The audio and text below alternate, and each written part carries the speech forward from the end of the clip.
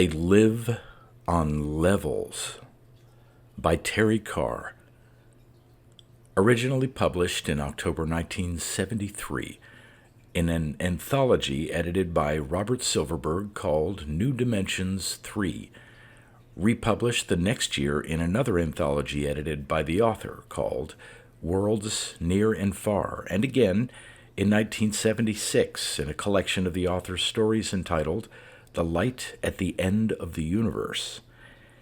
In 1979, Robert Silverberg compiled and edited another anthology called The Best of New Dimensions, in which this story is included.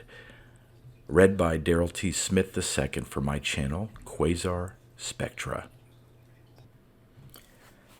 They Live on Levels. To Ram Manjari, Level Chandra, September 12th, 2422. Your talk diverts me beyond expression. I might fuse, as my old hygiene instructor liked to say. What an odd world is yours. You must take care not to make it too real for me, or I should soon be there with you, and then what of our crosstalk? Since I spoke last, we are immersed in sounds. A droning from the west comes each morning. Chitterings and cymbals flit about our heads all day, and gay whoops fall periodically from the sky. Most peculiar, but agreeable. We feel no need for vocalizing ourselves. Everyone would seem most somber and close-mouthed to you, I'm sure. We are listening. We are bemused. Hender leaves us tomorrow for Portsmouth, as he wishes very much to visit his focus there. He is better than when I last spoke, though still by no means peaceful. He will spend the week centering and return to us only when his light has begun to reopen. Do you call your city Portsmouth, too? It is on our western coast, and such an ancient city that it must have existed before the dispersal. How near our worlds are, yet there are chasms between us. Anandaruth and Ruthanan have come again to live with us. We had not expected them, therefore we were unprepared, but we made well upon fruits of the air, which seemed to be stimulated by the great volume of sounds that wash them. The air spice will be blooming next. If the sounds last, we should have a most delightful season. Ruthanan is not grown any more mindful than she was, nor Anyandaruth at all more emotive. If they did not have each other, I believe both would perish for want of understanding the world. But they will add to our echoing house, so I welcome them. Speak to me again soon, please. I feel I have found a friend at last, and that is most wonderful to me. There are greater distances on rose level than scales can measure. Tell me of level Chandra, your grounds and rocks and how they grind. Do you have these sounds too? One never knows the pervasive from the particular. Unhindered, unfiltered, Cass. Quote, Our normal waking consciousness is but one special type of consciousness, whilst all about it, parted from it by the flimsiest of screens, there lie potential forms of consciousness entirely different. No account of the universe in its totality can be final, which leaves these other forms of consciousness quite disregarded. End quote. William James. To Cass Laureling, Rose Level, September 14th, 2422. Fascinating to hear of your air sounds. There's nothing like that here, but we have more floating emotions than usual. You can be simply walking around, doing nothing in particular, and suddenly you find yourself skipping buoyantly, happy as leaves, for no reason. Keep walking and you leave that mood, but you could just as easily walk into a gloom. I stumbled into one yesterday so deep it actually dimmed the sun's light, and I could feel my pupils expand. The thing to do when you get into one of those is to keep walking, and you'll get out of the area. They're not big. A really deep gloom can make you want to lie down and moan, though, so you have to remember to keep going. I had a childhood adventure with such a floating mood. I was only 14 months, but I thought I was terribly smart. We had a very rainy season, and I was cold and wet forever. It seemed, actually, less than a month. I was in foul humor and never slept in the same bed twice. One day I wandered into a cloud of giggles and began to bubble with them, joyfully and boisterously. I had a grand time. But they passed, and I was cold and wet again. I jumped up and looked around for the cloud, but of course you can't see them. I ran several steps in one direction, found nothing, ran in another direction, still nothing. I began to jump back and forth, thinking maybe I could surprise the thing. I got furious and began to hiss and curse. People who saw me say I spent over an hour trying to find the giggles again, and I got red in the face and wouldn't be dissuaded. I never found that patch again, of course, but I entertained a lot of people. Anyway, we're absolutely inundated with floating moods now. Most of them seem to be risers, but we do stumble into holes in the air sometimes. Verna, my mother this week, says she can see these moods by eye. I look where she points but never see anything. She says the risers have a faint silver cast, shimmering, and the holes are a sort of dim purple. Verna and I have been talking about changing our relationship from mother-son to woman-man. We could do both, of course, but Verna likes to keep things simple. Can you offer any advice? Verna is 47 years old, petite, gammon-faced, with a bubbly aura. I've stayed with her as son frequently. We play hand games and sing together, and she likes my cooking. We hear each other's minds very well. I think she's attractive, but I'm a little afraid of the new relationship. I want so much from it. I suppose we could always keep it short, no more than a week the first time, but I have the feeling I need to do more. Ram. They live on levels. There are 20 billion people on Earth today, but they still retain their parklands, their countrysides, farming areas, wildernesses of mountains and lakes. The oceans were cleared of their last pollutants during the century when the technologists were distilling even trace elements for desperately needed fuel. They ran out, of course, but technology had run its course anyway. It was time for progress in a new direction, and they were forced to it. Huizinga said that culture began as an expression of our play instinct. We built new shapes, we imitated things we saw, we learned how to make other things do what we wanted. Not in the interests of building a civilization, only of getting a kick out of life. Civilization came with that, and the new shapes were standardized. Culture told us to do what it wanted, and we did. The play went out of it quickly. That's why culture is for unhappy people. That's why the ecstatics always got off in the desert. But when most of the fuel resources of the world were gone, technology faltered and people began to study new disciplines. The breakthrough into psychic space came shortly, and humanity discovered new worlds in the alternate realities of perception.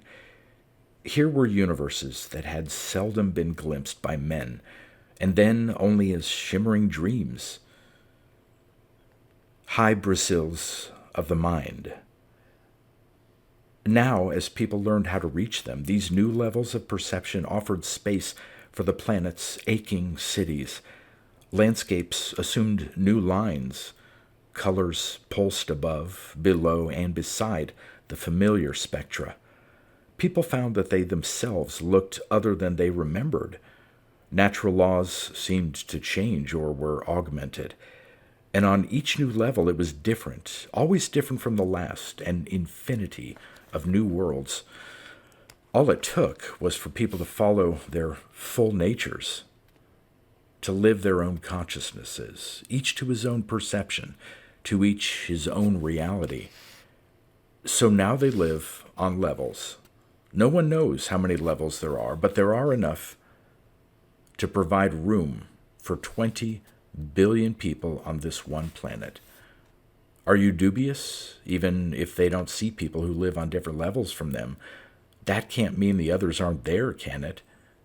In reality, there are more people on Earth than the planet can support, and nobody really has room to stretch his toes without stepping on someone else's. It's really that crowded, in reality, isn't it? Maybe. What's reality? Maybe this isn't the 25th century after all. Maybe it's the 20th, and they're in India, and they're all starving. But if so, they don't know it. You wouldn't want to bring them down, would you?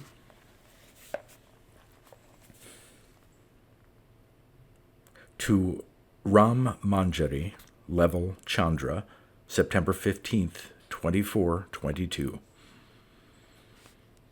We have had boomings from the west and sharp crackling above, like sun lightning. The chittering and whoops are still with us, but these deeper sounds begin to override them. We're all most amazed and wondering what will come next. Are we to live in the midst of an air symphony? The world is suddenly bombastic. Ruthanan grows morose. She says these new sounds weigh on her with a physical presence, and I do see her shrink and tire when our booms are sounding, though chitterings sometimes cause her to smile. Yesterday I was with her when all of our sounds seemed to come at once, a quick rending sound followed by deep, dull crashes, and with these a chittering and loud bells right in the room with us. What play of emotions on Ruthanan's face. She is so very emotive, far more than the rest of our home. We are all hoping the heavier sky sounds will pass quickly for her sake. Our home is made emptier while Hender is away at Portsmouth, but we did have word from him today. He contacted Bard, of course, and she relayed much of their talk afterward. He feels quite excited by new powers and energies in his focus. Bard asked him to store some for us, and he did promise it. Your floating moods sound most intriguing. We have those so seldom here. We're a mere concrete level, I believe.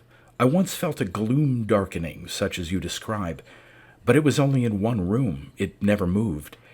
We opened the windows to air that room, but nothing availed for days, till finally we found a dead bird that had flown in and died behind a tape closet. The bird removed, the gloom passed. How curious your relationship with Verna.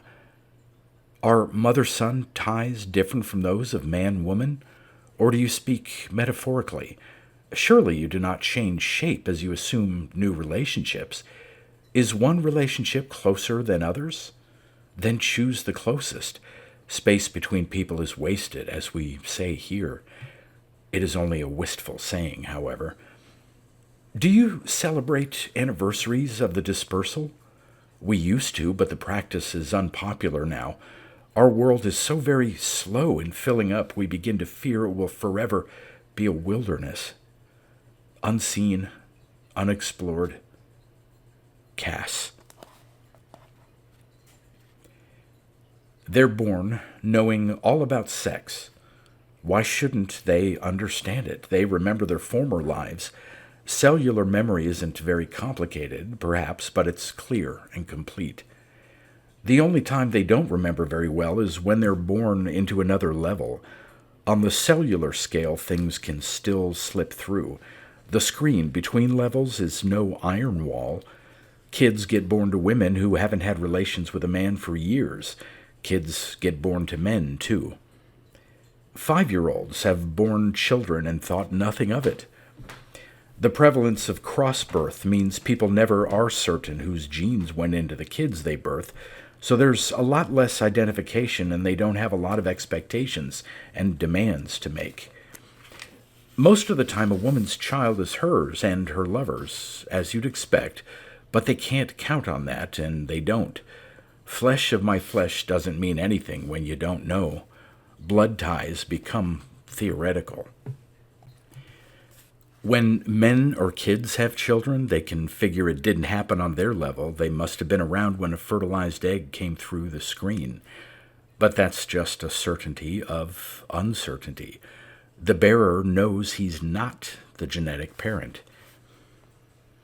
Family systems are different on the different levels, and often there's a wide variety even on the same level. Most of them tend toward low intensities of involvement, usually expanded families or community parenthood. If a child is hungry, they feed him. If he wants to know something, they tell him. Affection gets spread more thinly than it was in nuclear families, but there are few traumas. Life is placid. The kids are healthy and bright. They walk in 5 months and start talking soon after. They're sexually mature at 7 or 8. Cass Laureling is 10 years old, and Ram Manjari is 9. To Cass Laureling, Rose Level, September 19th, 2422. I don't understand Virna. For days she spoke of man-womaning, so that I was seriously thinking about it, but suddenly she has no interest in emotions. She's all work and seriousness, is seldom home. She studies environment and is presently very involved in our mood weather. When we talk, it's about only that. I'm disappointed. I do want a strong emotional experience, and now I have no prospect. Maybe there's a down mood in the room, but I don't think so. Since Virna pointed out that they can be seen, I've become adept at spotting them. There are so many, far more than I suspected a few days ago. I wonder if they're increasing, or if I just never realized how much at the mercy of the air my own feelings were. The good ones are silvery, and they dance in the air like heat waves. They seem to fade in and out, and I can tell that they do drift around the room, sometimes very rapidly. When they leave, they go through the walls as often as through a window or doorway. The downs are darker colors, violet and mahogany and grayish blue, and they tend to move less. I avoid them, of course. They're all the conversational rage now. Everyone has a theory about them. My body healer says they're drawn to where humans congregate by some magnetic force in our nervous systems. And it's true that these clouds, these moods, seem much more plentiful in places where people live.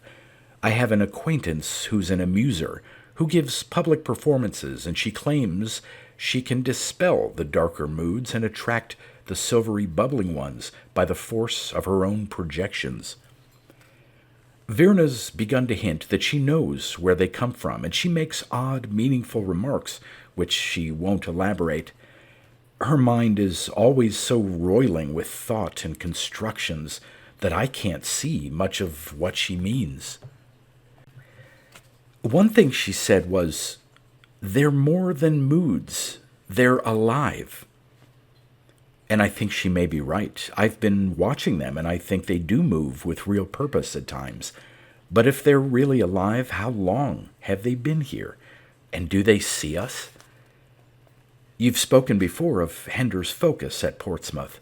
We do have a coastal town named Portsmouth, not far from here. It's a research center for mind work. Is a focus anything like a self-augmenter, sometimes called a mind plug? A very powerful self-augmenter has just been completed at our Portsmouth, and Virna wants to go there to investigate more about mood weather. Maybe I should go there myself to strengthen my emotional abilities in the augmenter. I'm very serious about needing to relate closely with some. I understand you very well about the space between people being wasted, and we have so much space on level Chandra. Ram. Messages pass from one level to another by a process much like telepathy, but far more tricky. There really is such a thing as etheric vibration, but it obeys its own rules and is hard to chart. Sometimes the messages go through clearly, and sometimes they have time fade, so that words and phrases arrive seconds after they should. It requires getting used to and some extra concentration, but the communication is perfectly clear. There are people who do this sort of work as their main function. It takes a lot of psychic energy, and these people are seldom very active in their own communities. Most of their attention is spread through the levels, and they hear murmurs and echoes, even when no messages are actually coming or going. They're a special kind of people who live more in others than in themselves. Switchboard operators, town eavesdroppers. They have great curiosity about people, but they don't talk a great deal themselves. Cass's homemade bard is one of the people who pass cross-level messages. To Ram Manjari, Level Chandra, September 20th, 2422. How curious your talk of living air moods. Bard read your letter across to me as I bathed her this morning. It is my week as her body servant. I pumiced and blew her as she recited, and we fancied we could see your ghostly forms moving about us, but it was only the fine pumice settling through sunbeams. But all this talk of forms and moods in the air and our own booming and chittering is most odd indeed. Bard gives much weight to your reportage, and she has said that in crosstalk from dwellers on other levels than yours and ours, there is frequent word of strange occurrences. Anandarath, for instance, talks with a man on form level. They're both students of logic, which evidently varies from level to level. This man has told him that he feels pressures from the very air around him and actual tactile sensations, as of unseen solid bodies brushing against him. Many on his level are in a fright about it. On other levels there are strange lights, daytime as well as night, and sometimes even voices. Yes, voices, though their words are not understandable. How intriguing it all is, yet how foreboding. Our foremothers were so joyed to discover the new territory of the levels. It meant living space when there were too many of us in the single world. But now, when we're still trying to become comfortable with our new space, are we to find that the levels were inhabited all along? Are we interlopers? Yet we have not detected them till now, so I dare to hope that they are only lately arrived, that it is they who importune on us. We have such noisy creatures in our air. Their chatter grows louder till they fairly screech, and their booms explode most frightfully at times. Ruthanan is terribly burdened by these sounds and keeps to her palate. I've tried to speak with her about them, but she remains mute and miserable. The sounds follow us indoors, droning or whistling sharply at our shoulders. We are invaded. Hender has returned from Portsmouth to relieve some of our loneliness.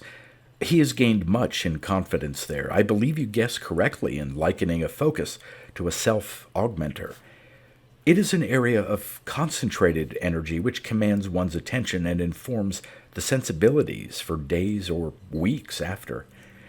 Hender says he has never had such a successful time there, that the tenders of the site feel it is particularly powerful now. We're hoping to convince Ruthanan to make the trip, in hopes it will enable her to face these invading sounds. I do not say a great deal about your relationship with Virna because I find myself strangely reticent in this area. Dear Ram, my thoughts are frequently with you, and they are warm ones. May you achieve closeness, whether with Virna or anyone else you choose. I do so much understand your wish for it. The time I've spent serving Bard this week has been a closeness that has buoyed me, but with Hender returned, her attention naturally goes to him. Solitary warmth. Cass. To Cass Laureling, Rose Level, September 22nd, 2422. They are alive, Cass, and they do see us. It's impossible to doubt it any more. Virna has managed to communicate with one of them. We're at Portsmouth, and it happened our first morning here. The creature was silvery, very bright in the clear air of post-dawn. It drifted through a wall of our garden room and seemed to hover over the pool there. A tall, elongated shape, constantly shifting its form, like a ghostly amoeba. But it seemed to be facing us, and it seemed to be watching, so Virna went toward it, holding out a hand and talking in a soothing tone. The form hung still in the air, bobbing slightly. When Virna reached the edge of the pool, she stopped, but continued to hold out her hand in invitation as she called softly to it. And after several minutes, it came to her. There was no mistaking its purpose, Cass. It came to her and touched her hand, and Virna shivered visibly. Then it moved closer and covered the upper part of her body, and I heard her suddenly laugh in delight. The creature turned in the air, and Virna turned with it. As she faced me, I saw wonder and joy on her face. The creature moved a bit aside, but still hovered near her. Virna called to it again, and it again came to cover her with silvery joy. She began to hum lightly, to sing without words, and to dance. And the creature followed her, hanging always close to her head and shoulders, but sometimes bobbing to one side in time with Virna's movements. It must have lasted several minutes. Eventually the creature retreated or faded. It seemed to go back out the same wall it had entered by. Virna waved to it. All this time I had stood in awe and was a little frightened, not daring to call to Virna for fear I might startle the creature. But as soon as it was gone, I blurted out questions. What was it like? Could you feel it? How did you know how to dance with it? She said it felt like light in her mind and bubbles up her spine. She had danced because that was how it made her feel, and she was sure the creature had been happy to contact her, too. She had felt delight from it. "He'll come back before long," she told me. "I'm going to wait here till he does." A few hours have passed since then, and though we've both seen the creatures drifting by outside and once inside, none had quite that silvery sheen of our morning's visitor, and none seemed to notice Virna's calls. I tried calling myself, but I didn't really know what to do. If they're invaders, they're welcome ones, Cass. But I don't think they're entirely new here. We've never had so many of them before, that's true. But remember that we have always had these floating moods, ever since I was a young child. And you said you'd once experienced something like it, too. I think we must be the invaders, that we moved into worlds that were already populated, only we couldn't see them. Now they're beginning to show themselves to us, and I think it means they've decided to trust us. I hope so, anyway. As for Virna, she seems to have forgotten that we ever talked about man-womaning. All her attention goes to these creatures. I can't blame her, of course, but my loneliness is pervasive, and I find myself going to her in the sun role for comfort. It's less than I need, but it's all I have. I hope there'll be talk from you today. I have to find a cross-mind here at Portsmouth right away. With Virna's distant attitude, my closest human tie is with you, in another world. Ram. Ram Manjari has no home. When he was 7, he moved into a bright, high room in a vacant house and began to acquire possessions. He collected colored stones and arranged them in patterns that flowed as the sun moved. He built chairs and wove a dining rug. He began to feed the animals of the neighborhood. On his 8th birthday, he gave away the rug, scattered his stones, and walked toward the sun till he found a woman who offered a mother-son week. This was Virna, and he lived with her more than 10 weeks in the next year. The rest of the time he lived with fathers, sisters, once an old man who wanted him as grandson. On level Chandra, people form family relationships to fill the needs of friendship.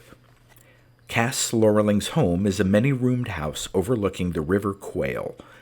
She moved in 3 years ago because she had been unhomed by a fire, and Andarut and Rutanan came with her from her previous home to this new one. There were 4 others then, including Hender. Some moved out, others moved in. Rose-level homes exist in flux. Bard moved in to join with Hender a year ago.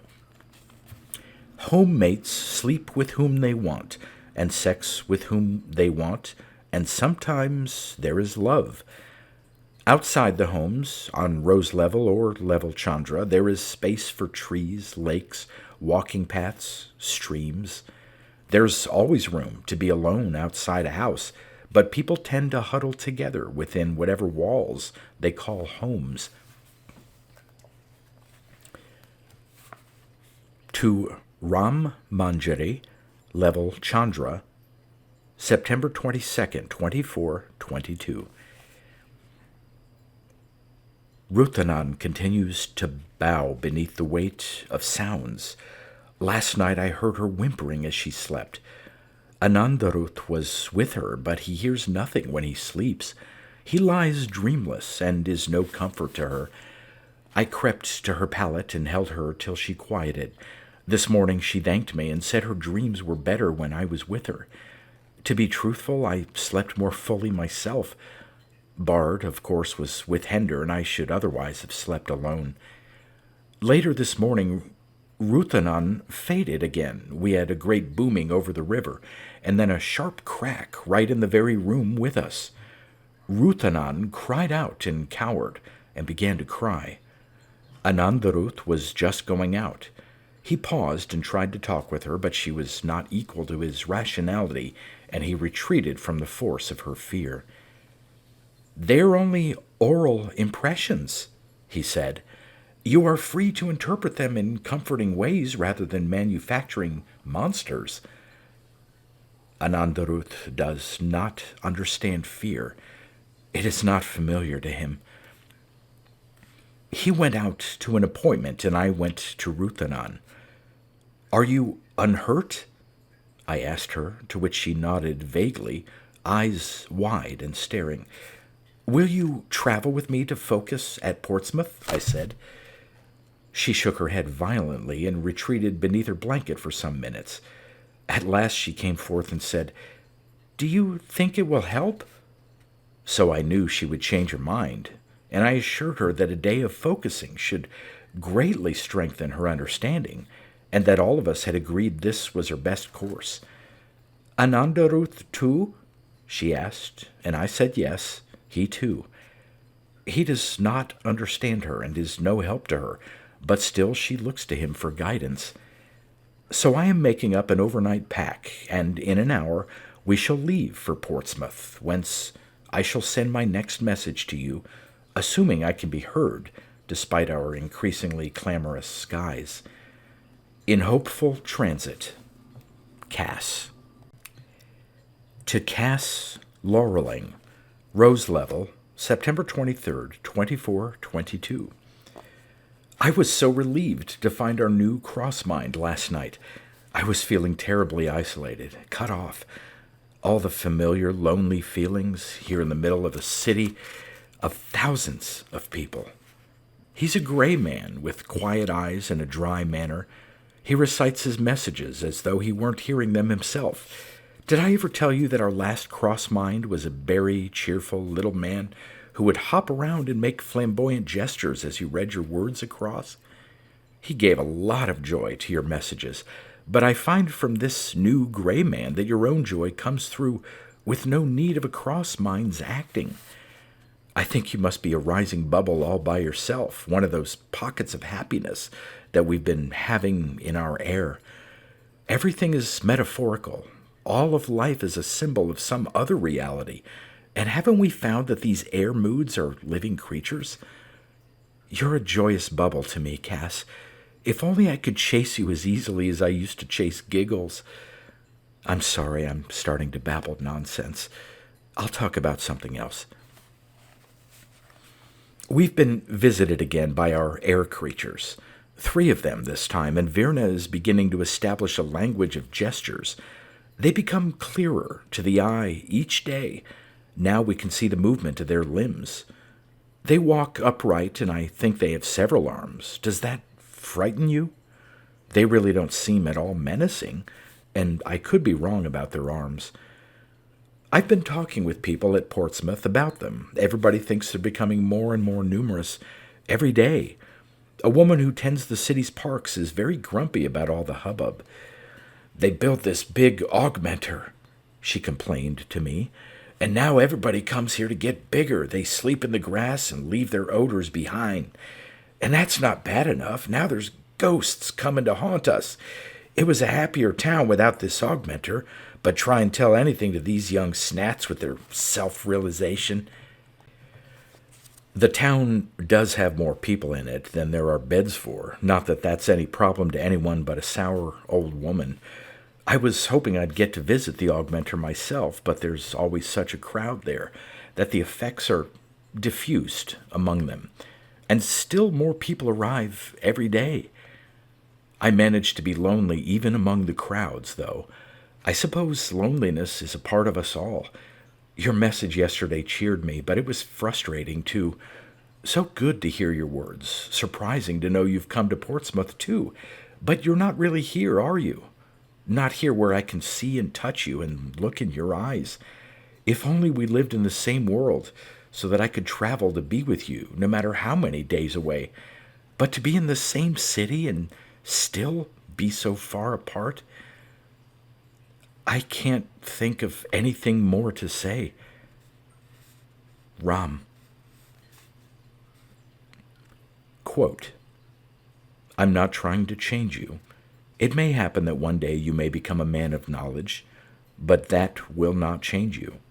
Someday, perhaps, you'll be able to see men in another mode, and then you'll realize that there's no way to change anything about them. End quote. From Don Juan. To Ram Manjari, Level Chandra, September 24th, 2422. Do you really think me so joyous, Ram? So light and bright? Oh, I wish I were. But in truth, I am a distressingly empty person. I need people around me, or I am still as dust. I need to be stirred. I am moved now, but not entirely pleasantly. We arrived in Portsmouth only to find the city besieged by the sounds of a teeming sky. The air is drenched in noise, so very clamorous that Ruthanan wanted to turn and leave immediately. I prevailed on her to stay, at least to visit a focus and try its effect. She has done so, and is perhaps a bit better today. I have been wandering the streets of old Portsmouth in some awe at the great specificity of these surroundings. Such straight lanes, never wandering, and the ancient Portsmouth trees placed almost geometrically at the verges. It is a city planned in our eras of rationalism. One can apprehend this immediately, and its beauties are rational. Quite appropriate for a great center of mind focus, of course, for the very geometry of the city discourages a wandering mind. Yet, sharing these austere streets with us are the gongs and cries of these new creatures, or these old creatures who are new to us. Portsmouth is a dreaming city of the past, painfully roused to wakefulness by alarms from emptiness. Leaves quail before blasts of sound, and people try to go about their lives as though nothing were at all anomalous. Here, too, we are beginning to see these creatures.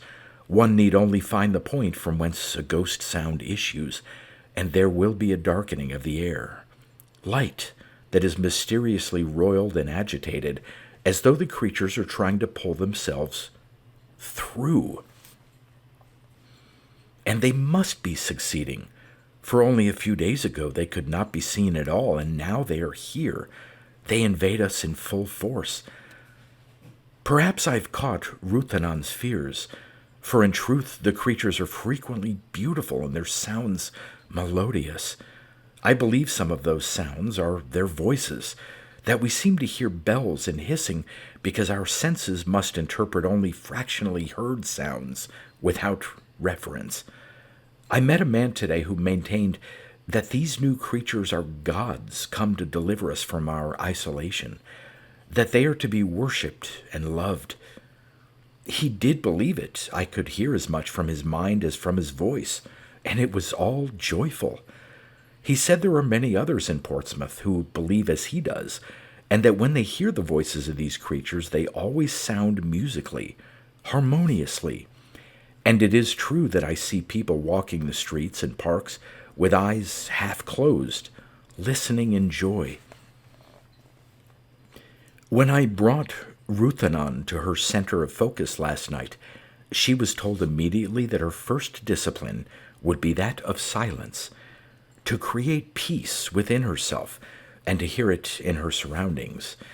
Afterwards, she may hear the harmonies of this silence. Never once did her instructors mention the new creatures, but clearly what they are teaching is a response to them. I confess that I welcome them, whether they are gods or monsters. They fill this world, and their sounds do not ring in hollowness, at the least. If they sometimes frighten me, and if I do not always hear them as melody, they do drown the incessant chatter of my inner cries.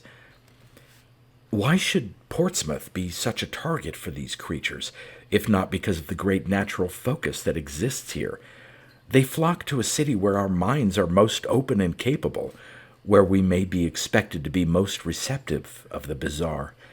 Indeed, they fill the empty spaces of Portsmouth so that the very fruits of the air seem crowded and constricted.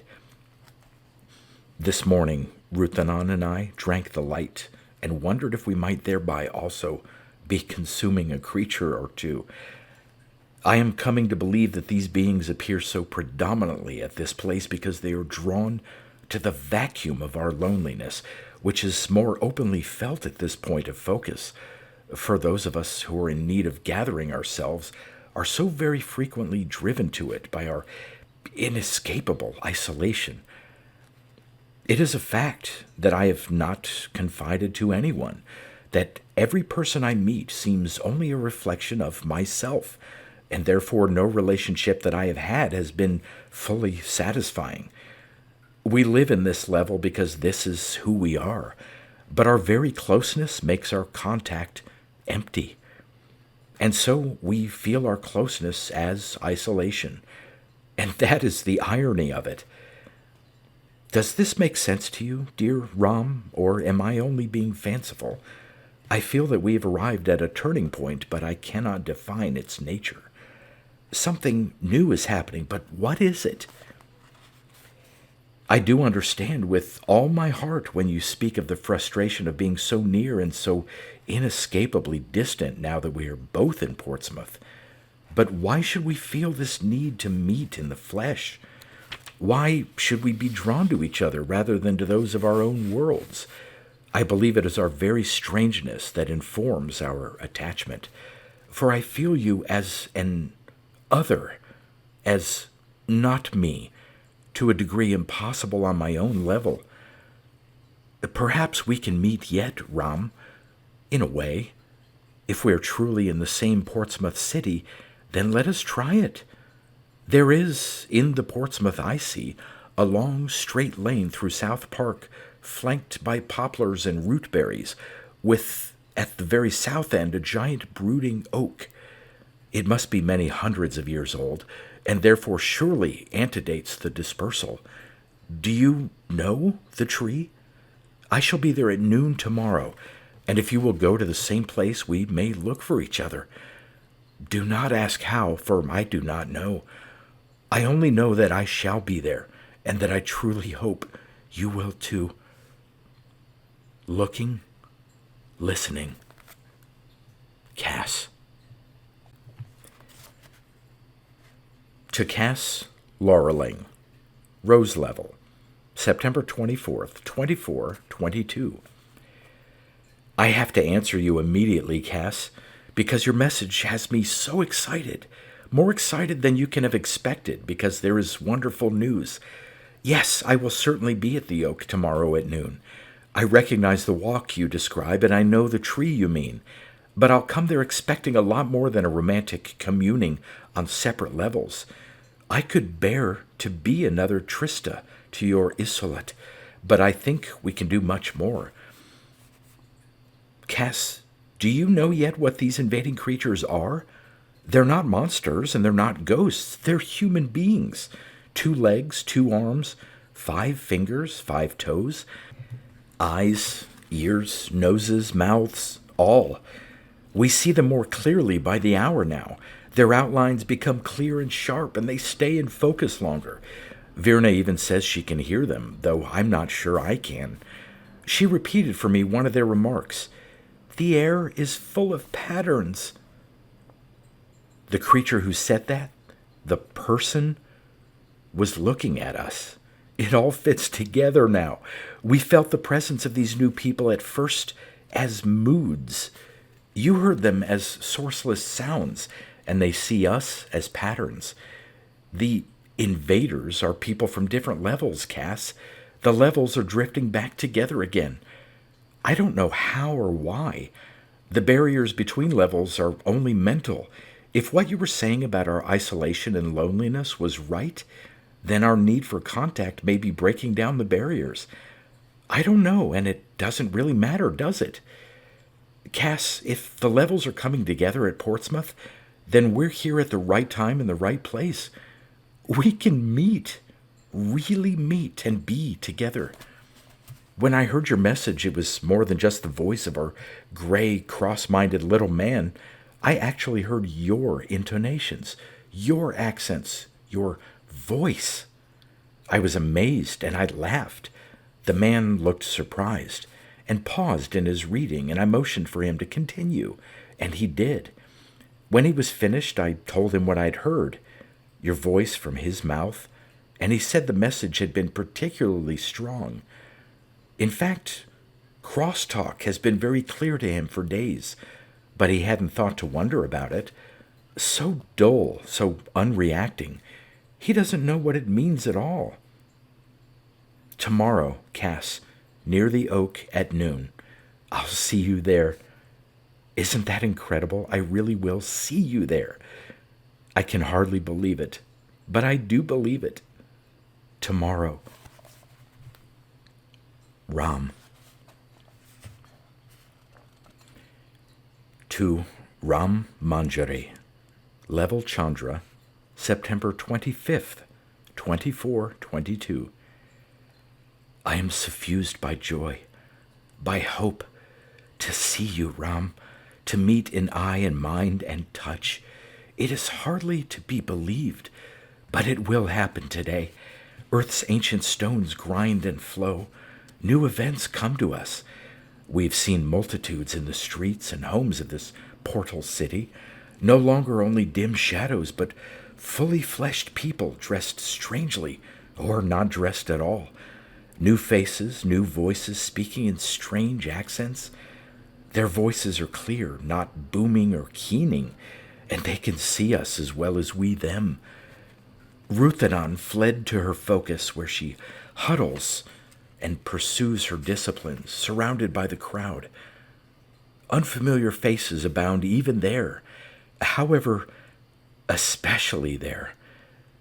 Portsmouth is suffused by sounds of speech, a babble, a drone, and it has become impossible even to hear Ruthanon's mind in the tumult. There are men and women of all descriptions, and children as well. We brush against one another in the streets, are pressed together in crowds. Crowds! I had not dreamed there might be so many of us, Ram. It is like Decade Day and more. At noon we shall meet, hardly more than an hour from now. Is there more I should say? I am besieged by fears you will not like me, but I shall not think of that. In an hour my fears will become fading ghosts. Joyfully, joyfully. Cass. The levels come together. There is a single reality after 3 prismed centuries. What I see you may see, and what you hear is in my ears too. Your colors are my colors, and we can touch. In a wide, grassy field where one ancient oak spreads shadows by a path, Crowds mill and jostle, voices babble and laughter goes up. Here a round man in leather, his outlines tinged violet, harangues those around him with elaborations of doom. Here 3 naked children wrestle and shout. Here a dark girl in many ribbons huddles and enwraps herself in silent chants. Here a man with pale eyes stares in sightless wonder and reaches out to touch arms, shoulders, faces. Grass is crushed under many feet, and the air smells of breath and perspiration. Cass Laureling makes her way through the crowd slowly as if in a dream, her mouth half open and eyes moving. It is difficult for her to see over the heads of those around her, but the oak where she and I are to meet rises massively into the ghosted sky, and she makes for it. Elbows jostle, voices babble, strange eyes seem to stare. Not everyone is distinct, even now. Cass meets the gaze of a balding man and realizes with a start that she can see through his eyes, past him to others in the crowd. She brushes past a young woman and feels her shoulder sink into the woman's arm as though it were hanging moss. Shapes and colors wink in the air above and drift through the bodies around her. She smiles nervously and presses on to the oak. She finds an open place beneath the tree. A ghostly couple are sitting there, but they are insubstantial as yet, and Cass shares their space. Currents seem to drift through her, and shadows move in her eyes, but otherwise they do not impinge on her. She stands with her back to the tree and looks for Rom. But she sees only the crowd. Hundreds of strangers, thousands, occasionally a face that she has seen before in Portsmouth, or perhaps not. She is becoming unsure of who is familiar, who strange, and this is new to her. She shivers and searches faces anxiously, looking for Ram. What does she know of him? He is 9. He might be with a woman whose name is Virna. What else? What else? Faces waver and blur around her. Shapes drift into the crowd and coalesce into human figures. More are arriving every minute. Ram, which one are you? Ram. She says it tentatively, then louder. Ram? She doesn't see how he could hear her in the hubbub. But a voice to her left calls back. Cass? Ram, here, over here. She stands on tiptoes to look for him. She is pushed back as 2 boys dart past, running through legs, but he has seen her and now they move toward each other. Cass has to push against the press of bodies. It is becoming difficult to move at all. Her breath comes short. She's breathing other people's exhalations. How many of us are there? Voices, laughter, crying, singing. Strange cadences and words that seem not to be words. Bodies, feet, odd clothes that smell strange. Pressing bodies, unmoving. Are there going to be more than this? Cass! A hand appears, reaching for her. Cass, take my hand. She does, and is jostled, her grip broken, but she pushed toward him, grasps his wrist, and they slide between people to each other. The crowd shifts, and now it is pressing them together. Cass puts her arms around this boy, this person. Their eyes meet, a little fearfully, and they smile. It's really you, isn't it? He says. Yes, she says, and their smiles catch from each other, widen till they are laughing. They hold each other, and none of the rest of the questions will come till later.